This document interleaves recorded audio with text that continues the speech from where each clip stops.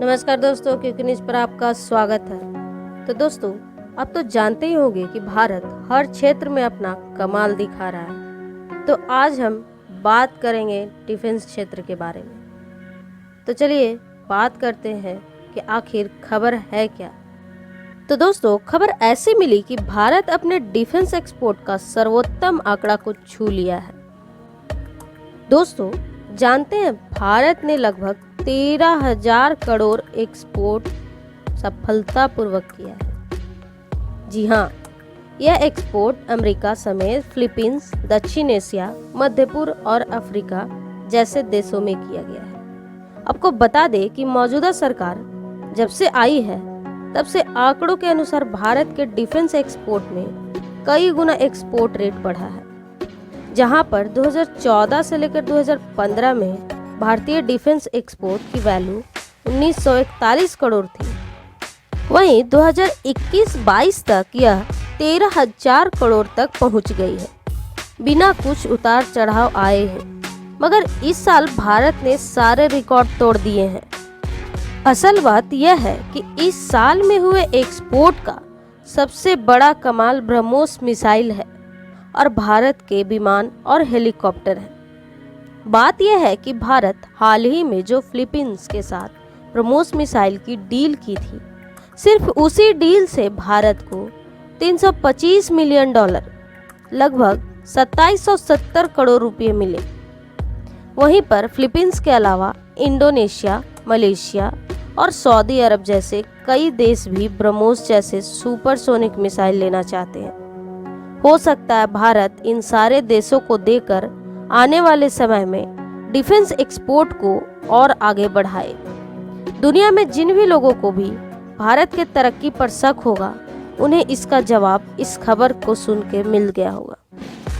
वहीं पर अमेरिका, चीन समेत अन्य यूरोपियन देशों के लिए भी ये दुखद खबर है कि भारत इस मार्केट पर कब्जा करने की कोशिश में लगा है। सिप्री यानी कि Stockholm International Peace Research Institute के रिपोर्ट के मुताबिक 2017 से 2021 तक भारत ने डिफेंस एक्सपोर्ट का लगभग 50% म्यांमार को और श्रीलंका में 25% और आर्मेनिया में 11% था।